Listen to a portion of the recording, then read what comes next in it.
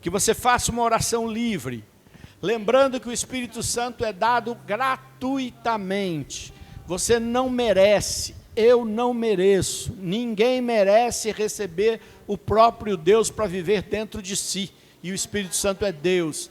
Então a gente pede porque Ele resolveu nos dar de forma gratuita, para todo aquele que crê em Jesus Cristo e pede, Deus lhe diz que dará o Espírito Santo. Então fala para Deus, eu quero esse Espírito Santo, eu preciso desse Espírito Santo, eu preciso da tua presença, Santo Espírito de Deus. Tu que és Deus, quero pedir, vem habitar em mim, vem agir em mim, vem tomar conta de mim. Olha só, o Antigo Testamento e a história da religião, é muito comum as pessoas falarem com Deus, não é? A Bíblia tem vários títulos para Deus: El Shaddai, Senhor dos Exércitos, né? Adonai, Iavé, e assim por diante. Isso na Bíblia judaica, mas Deus Todo-Poderoso, Deus Criador, Deus Pai, a gente conhece muito. Deus Pai só surgiu depois de Jesus, é o primeiro que chama Deus de Pai. Nunca ninguém tinha tido essa ousadia. Também com Jesus a gente fala com facilidade, porque como Ele se tornou um de nós, a gente sente a humanidade. Você imagina, os artistas pintaram Jesus, uns com os olhos de uma cor, outro com os olhos de outra cor, um barbado, um mais moreno, um menos moreno, um crucificado, e assim por diante. Não é? A gente tem uma imagem humana de Jesus e a gente fala com Jesus como um amigo e como de fato Ele se apresentou. Com o Espírito Santo a gente fica imaginando uma pombinha, e é duro se relacionar com a pombinha, né? E isso é um equívoco, não é? É claro que aquela expressão, o Espírito desceu sobre Jesus na forma de uma pomba, tem um sentido todo, não é? Na forma da paz, na forma da presença dele no Jordão. Mas o Espírito Santo é uma pessoa. Fala para o irmão, o Espírito Santo é uma pessoa. É uma pessoa. E com uma pessoa a gente deve se relacionar, falar com ela, se comunicar com ela, ouvi-la dentro de nós. O Espírito Santo é a terceira pessoa da Santíssima Trindade. É um só com o Pai e o Filho, mas é uma pessoa. A gente gosta de dizer, o Espírito Santo é um vento impetuoso. Verdade. O Espírito Santo é fonte de água viva. Verdade. O Espírito Santo é fogo abrasador. Verdade. Mas, além de todos estes símbolos, ele é uma pessoa. Repete para o irmão, mais que tudo, o Espírito Santo é uma pessoa. E nós precisamos nos relacionar com ele. Nós precisamos falar com o Espírito Santo. Levanta a sua mão e fala com o Espírito Santo. Se você não está acostumado, vai começar a acostumar hoje. Espírito Santo, nós queremos falar contigo, queremos te exaltar, queremos te glorificar, queremos dizer que você é nosso Deus, queremos pedir tua presença dentro de nós, queremos pedir tua presença no meio desse grupo de oração, queremos pedir a tua presença que sempre conduz a igreja, queremos te pedir por todos estes lugares, queremos pedir a tua presença nos libertando, queremos pedir a tua presença na nossa casa. Queremos, Espírito Santo, que andes conosco, que fale conosco, que nos inspire, que nos ilumine, que nos conceda a sabedoria, que nos conceda os seus carismas, que nos conceda os seus dons. Vem, Espírito Santo mesmo, vem agir em nós, Espírito Santo. Tem uma palavra que às vezes são atribuídas a nós, que cantamos assim, louvamos assim, fala lá os carismáticos. Já ouviu falar essa palavra? Não é? Os carismáticos. Às vezes é falada também de forma depreciativa, de forma cômica e assim por diante. Eu já passei por tantos que eu nem ligo mais. Mas a palavra carismático é uma palavra grega, que significa, vem do grego carismata.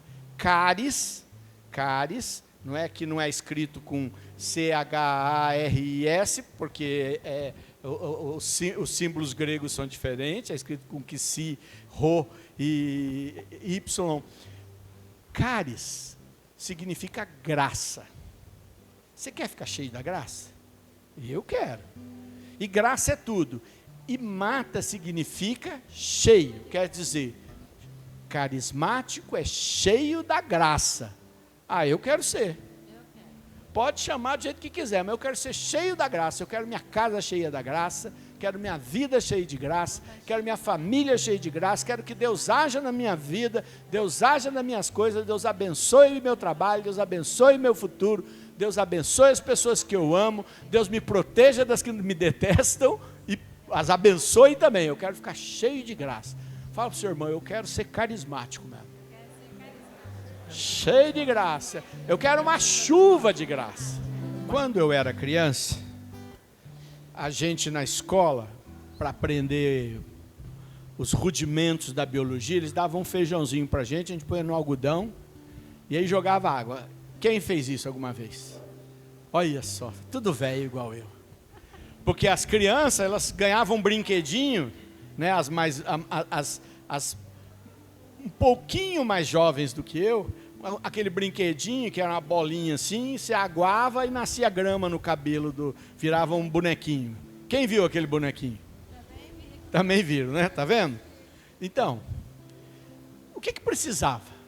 Só água. Só água. Só água. É claro que o feijão não ia ser com todos os nutrientes, mas era só o algodão e água, e o bichinho virava, não é? Até o raio do abacate também fazia isso, a semente do abacate. A chuva de água viva é fundamental para germinar as sementes que existem em nós. Às vezes, desculpa falar isso, hein? Não quero ofender ninguém, mas às vezes a gente não é terra boa. Tem gente que é terra boa, tem gente que é terra já que sofrida demais, sofreu seca demais, sofreu dificuldades demais, sofreu a vida toda, não conseguiu ser terra boa, mas joga água, ela vai germinar. A água, e se for água boa, ela vai fazer nascer e produzir estas sementes que todos nós temos, porque todos nós estamos com muitas sementes que o Senhor colocou. E eu tenho certeza que a gente não germinou todas ainda. E só vai germinar todas se a gente aguar muito com a chuva de graça. Muito. Estende a sua mão para todo mundo. Quero estender aqui também para o pessoal do YouTube, do Facebook. E pede que uma chuva de graça, aquela invisível. Não só que se você está cantando, mas aquela que desce do céu, que desce do coração transpassado de Jesus, depois que o sangue acabou. Aquela água viva que jorrou da fonte, no dia dos tabernáculos. Aquela que Jesus disse que se crescêssemos no nosso interior, jorraria e nunca pararia. Aquela água viva que Jesus falou para a samaritana lá no poço de Jacó. Senhor, chuva de bênção sobre meus irmãos, chuva de graça sobre os que me acompanham, aqueles que muitas vezes são desprezados, mas têm sementes ali para serem transformadas. E muitas vezes a gente sabe que tem muita coisa boa em nós, se chateia porque as pessoas não veem, mas eu quero dizer, não se preocupe não, tem mais semente ainda para germinar, algumas que você nem sabe. Fala para o Senhor, joga essa água, porque eu quero manifestar muitas coisas boas na minha vida, coisas boas para mim, para a minha história, para os que me conhecem, para os que têm contato comigo, para outras pessoas. Eu quero, Senhor, que estes frutos apareçam, e para isso essa árvore tem que crescer, e para ela crescer, essa semente tem que germinar, e é essa água que faz germinar. Senhor, derrama a tua graça agora sobre este grupo de oração, sobre aqueles que nos acompanham pelas redes sociais, e por todos aqueles que vão ter contato conosco, para que essa graça da água viva os atinja. Muitas vezes a gente passa uma jornada mais seca, uma noite mais escura, e Deus nos prova mesmo, Ele permite. Deus nunca estende a mão para nada de mal contra ninguém. Aprenda isso. Quando as pessoas dizem, é Deus que me tenta, lembre de São Tiago, Deus não tenta ninguém, você que se tenta sozinho. Lembre-se também que Deus não derrama nenhum tipo de punição, de opressão e de sofrimento na vida de ninguém. Não deixe o diabo ficar dizendo isso para você. Fora, diabo. Não vem inspirar isso nesse povo, não. Agora, Deus não te protege de tudo. Primeiro, porque nós estamos no mundo.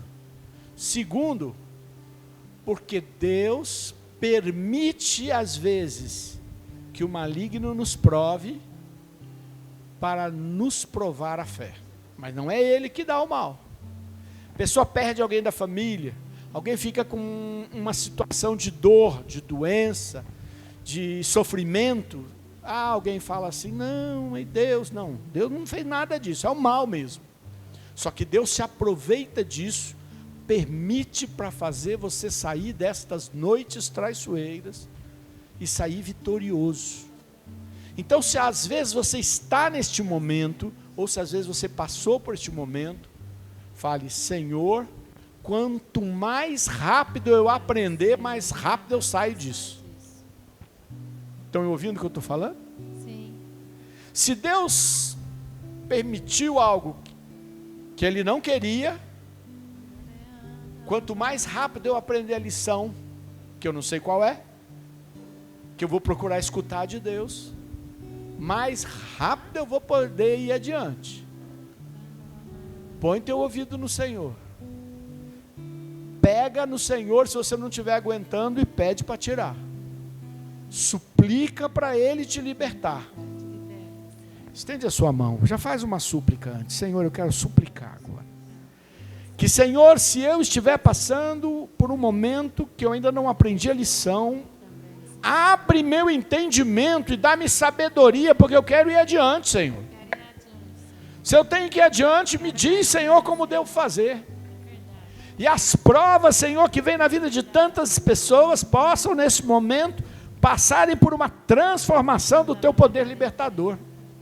Te peço também, Senhor, a força para sair, me libertar. E aquilo que não depende de mim, vem Tu, Senhor, e me liberta. Envia Teus servos e me liberta. Age da maneira que planejastes, mas me liberta, Senhor. Se você tem passado um momento onde você tem sentido dor, sofrimento, tristeza, angústia, se coloca na presença do Senhor agora. Nós queremos clamar o poder de Deus, essa graça infinita capaz de remover esse sentimento de derrota, esse sentimento de tristeza, esse sentimento de dor. Quero clamar, Senhor, agora que Tu possas trazer de volta esperança, possa trazer de volta sonhos. Senhor, se muitos aqui têm tido verdadeiros pesadelos ao olhar para a sua vida, ao olhar para as dificuldades, ao olhar para as coisas que lhe parecem intransponíveis. Senhor, eu suplico a esperança que vem diretamente da fé e que gera o amor. Senhor, é desta esperança que nasce da fé que eu peço agora sobre as noites traiçoeiras da vida de qualquer um de nós. E se algumas destas noites ficaram no passado, mas continuam permanecendo em nossas mentes, eu suplico, Senhor, o vento poderoso que leva as nuvens embora, as nuvens fechadas, as nuvens tormentosas embora.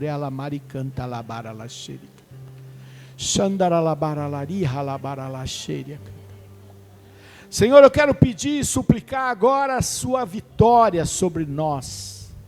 Sua vitória, Senhor, sobre a coragem que tem faltado. Ser forte e corajoso. Eis o que Deus disse a Josué quando teve que substituir Moisés. Meu Deus, que dificuldade. ser forte, ser firme, corajoso, não tenhas medo. Senhor, expulsa o medo agora que impede a esperança de reinar, expulsa, Senhor, o que bloqueia os nossos sonhos, os sonhos que temos e que se precisam ser transformados em sonhos teus, transforma agora, Senhor. E alamaricanta labaralaxi. Senhor, aquilo que o diabo colocou a mão para diminuir, para nos oprimir, nós clamamos a libertação agora. E alamaricanta labaralaxi.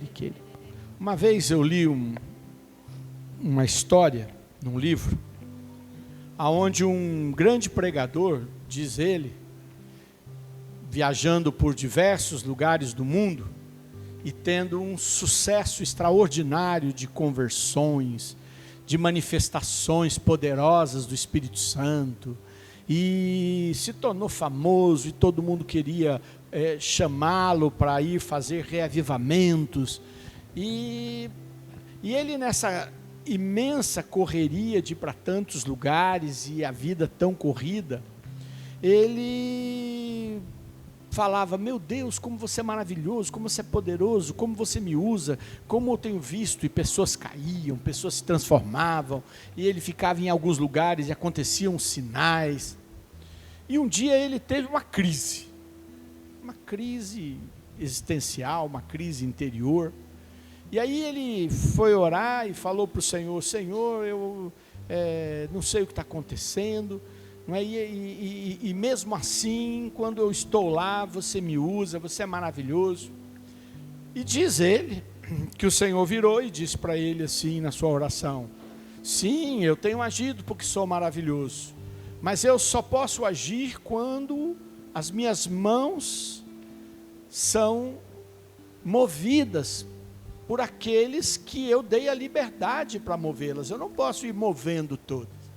Eu falei: então você observa que todos os lugares que você vai, sempre tem uma pessoa que você nunca viu abrir a boca, que ela sempre está lá perto, mas você vai começar a observar agora. E aquele homem, eu fiz um pedido para ele, porque como você é muito fraco na fé, eu pedi que ele se tornasse o seu intercessor. E falei para ele que só eu lhe daria a glória, e que ninguém sequer o repararia nele, mas que ele deveria cumprir a sua missão. E aquele homem, todo lugar que ia, ele dava um jeito de estar lá, aparecia e ficava lá. E durante todo o resto do tempo, ele era um intercessor para aquele grande pregador. Ele narra isso num dos seus livros. E eu fiquei vendo aquilo, achei até que era não uma verdade, mas uma figura de linguagem. Até que quando eu estudei muito a vida de Santa Teresinha do Menino Jesus, eu fiquei lembrando como que aquela mulher que nunca pregou para ninguém se tornou a padroeira dos missionários, que nunca saiu de dentro do convento, um convento de 12 freiras somente. Depois o convento teve autorização, ficou de 20. Nunca saiu de lá e se tornou a padroeira dos missionários. E como ela tinha aqueles, intercedia por todas as missões, mas alguns, a ponto de que ela conta a história de um homem condenado à morte, um violento bandido, e que se converte antes da sua pena de morte. E só ela que tinha pedido aquele sinal para Deus. E ele declara, sem nunca ter sequer conhecido Teresa do Menino Jesus e da Sagrada Face. Por que eu estou contando essa história? Porque nós cantamos essa música, mas às vezes nós não temos noção do poder da oração e de que isso deveria ser para nós algo de suma importância. Para mim também. Por isso que São Paulo fala: orai para que dê livre acesso à minha palavra. Orai, falava para as comunidades: orem para que Deus dê livre curso à minha pregação. Orem para que Deus use. Quer dizer, São Paulo sabia que mesmo ele, com aquela vida e com aquela personalidade determinada dele, que ele certamente era um cara muito disciplinado, mesmo assim ele precisava da intercessão. Quanto você tem gastado para intercessão na sua vida, na sua casa e na obra de Deus? A gente vira bom intercessor quando a água chega no pescoço. Uma doença grave na família, uma situação grave financeira, um problema para a gente enfrentar. Aí a gente fica um pouco mais forte. Mas o Senhor espera que a gente esteja diante dele nesta guerra, também pela obra dele. E aí? Eu pergunto para você: topa virar intercessor? Não virou ainda? Começa a fazer teu propósito. Tua vida é fundamental para esta obra. Ah, eu trabalho muito, reza trabalhando. Ah, eu viajo muito, não tem lugar melhor do que no carro para fazer oração. Ah, eu tenho insônia. Nossa, a madrugada é perfeita. Tem espaço para você rezar mais. Evangelho de Lucas, capítulo 6, versículo 46. Evangelho de Lucas, capítulo 6, versículo 46. Esse texto faz parte do conjunto de discursos de Jesus e da sua doutrina, que a gente também chama de Sermão do Monte. É um conjunto de vários textos. Claro que o ápice é sempre as bem-aventuranças, como a gente fala, e eu prefiro chamá-la de felicidade, porque a tradução bem-aventurança é uma tradução de um português arcaico, que o povo se acostumou e não tem nem noção do que está falando. Porque a tradução, se você pegar a Bíblia de Jerusalém, faz essa tradução, e a tradução também ecumênica da Bíblia, que é da Loyola, ambas vão dizer: felizes aqueles. Então a gente está falando do texto da felicidade, mas não é ele que eu vou falar hoje não. Eu estou falando aqui é do 46, que diz assim: por que me chamais Senhor, Senhor, e não fazeis o que digo? Todo aquele que vem a mim, ouve as minhas palavras e as pratica, eu vos mostrarei a quem é semelhante. É semelhante ao homem que, edificando uma casa, cavou bem fundo e pôs os alicerces sobre a rocha. As águas transbordaram, precipitaram-se as torrentes contra aquela casa, e não a puderam abalar, porque ela estava bem construída. Mas aquele que as ouve e não as observa, é semelhante ao homem que construiu a sua casa sobre a terra movediça, sem alicerces. A torrente investiu contra ela, e ela logo ruiu, e grande foi a ruína daquela casa. Palavra do Senhor. Talvez nem todo mundo consiga entender completamente, mas, por exemplo, quando você vê a divulgação desses prédios malucos que estão fazendo lá em Camboriú, de 200 metros, você não fica com medo? Não é? 200 metros, meu Deus, que tu vai ficar de pé? E quando filma a piscina balançando assim lá em cima, né? A água indo e voltando, né? Dá medo? Pois é. Semanas passadas aí teve uma inundação ali em Balneário Camboriú. Esses prédios não irão cair, fiquem tranquilos. Porque a engenharia sabe que eu tenho que fincar um prédio daquele tamanho na rocha.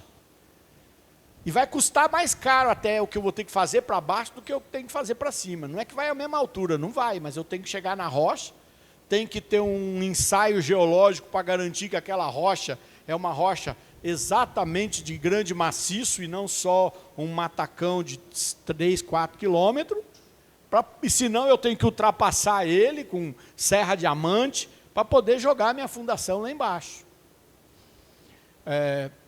Eu uma vez, ainda primeiro ano de engenharia, fui trabalhar numa empresa de ponte, lá de Florianópolis, e fomos fazer a fundação de só fundações, uma fundação de uma ponte no Mato Grosso que já tinha caído 4 vezes. Então, a engenharia falou, olha, nós vamos pôr os tubulão, e aí entra alguém dentro, cavuca, sob pressão para a água sair, joga a terra para fora até chegar na rocha. Quando chegar na rocha, a gente fura, põe os ferros e aí concreta o tubulão. Só que a pressão era tão grande que cada pessoa conseguia ficar no máximo 4 minutos lá dentro. Então, né, eu tinha que ficar contando, porque se o cara ficasse mais do que 4 minutos, podia perder o tímpano. E aí saía, e aí entrava outro. E aí um dia chegou o fiscal e falou assim, será que isso está certo? Eu falei, só tem um jeito de você saber, você entra aqui dentro que nós vamos. Ele falou, eu só entro se você entrar também. Eu falei, então entramos nós dois nesse negócio aqui. Entramos, tem uma portinhola, uma campana soldada, e entramos. Eu com o coração que dava para ouvir lá fora, e ele fingindo que sabia tudo. Né? No que eu desci, que a pressão veio, ele bateu e falou assim, tá bom, já conferi. Não é? Tanto medo que passou. Só que se você não faz isso, ela não fica firme. E Jesus escolheu essa comparação com relação à sua palavra.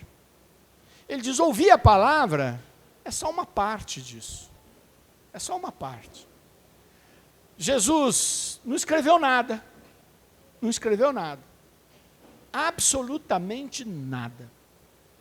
Jesus sabia escrever? Sabia. Ele entra na sinagoga, lugar que não é qualquer um. Pega um rolo para ler o livro de Isaías. Portanto, ele sabia. Não vou dizer que Jesus não escreveu nada, porque aquele dia com aquela adúltera, ele ficou escrevendo no chão. Não sei o que ele escreveu na areia, mas alguma coisa ele escreveu. Mas fora isso, que ninguém tirou uma foto para saber o que estava escrito, e ele não contou, nós não sabemos o que Jesus escreveu. Mas nós sabemos que a igreja contou as coisas que depois foram colocadas nos evangelhos. Por isso que os evangelhos não é uma biografia bem formada, não é? Lucas é o melhorzinho para poder dar uma certa lógica. Mas as palavras dele eram tão fortes que as pessoas contavam umas para as outras. Só que Jesus sabia que contar as suas palavras, contar a sua vida, os seus milagres, as suas parábolas, os seus discursos, não era o mais importante. Era só uma parte. Porque ele diz, se você ouvir a minha palavra, mas se você não a põe em prática, você tem uma casa que vai cair. E eu garanto para você que nunca tem sido tão balançadas as casas da nossa vida, pelas tormentas, pelas chuvas, pelos raios, pelos ventos dos tempos atuais. Então, eu estou desafiando vocês a construírem esta casa sobre a rocha. E para construir esta casa sobre a rocha, eu tenho que pôr as palavras de Jesus em prática.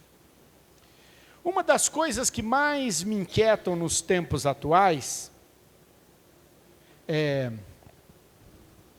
não sei se já aconteceu com vocês, de alguém pegar alguma coisa que você estava falando e pôr a palavra na sua boca, da raiva. Você fala, não é isso que eu quis falar, não é isso que eu disse. E a pessoa, põe a palavra na sua boca. Já aconteceu? Da raiva? Eu fico com raiva. Isso acontece muito comigo, né, na minha condição. Enfiar a palavra na minha boca e eu sou obrigado a ficar explicando que não é aquilo. Bom, hoje em dia muitas pessoas gostam de atribuir as suas palavras, ou as suas ideias, ou os seus projetos a Jesus. E aí o risco é que a gente esteja vivendo a palavra dos outros e não a palavra de Jesus. Então, como é que eu sei qual é a palavra de Jesus? Primeiro, eu tenho por natureza valorizar os evangelhos. Nem as cartas me encantam tanto, porque elas já são uma visão daquele momento cultural, de quem estava bem pertinho, de quem tem o Espírito Santo, mas já são uma certa visão. O evangelho é aquilo que as pessoas lembravam que Jesus falou e fez. E aquilo, gente, tem que entrar dentro de nós e a gente tem que querer viver para que a nossa casa esteja na rocha. Na rocha. Esse é talvez o ensinamento mais importante que nós tenhamos que fazer, porque senão a gente pode não aguentar o temporal. Que as palavras estejam no meu coração. Tem uma coisa que eu também gosto muito, além dos evangelhos, é lembrar que Jesus disse que quem colocaria a palavra em nosso coração ia ser quem? O Espírito Santo. Escreverei as minhas palavras no vosso coração. As palavras não estarão mais em pedra, mas estarão escritas no coração. Meterei, olha que a palavra é pesada, eu quero falar exatamente como diz o termo, meterei em vós o meu espírito e gravarei no seu coração os meus mandamentos. Então, procurar limpar a sujeira do coração e ouvir o que o Espírito Santo colocou lá dentro é fundamental para pôr em prática e saber o que pôr em prática. Mas uma vez que ouviu, o que tem que fazer? Pôr em prática. Vem Espírito Santo. Amém.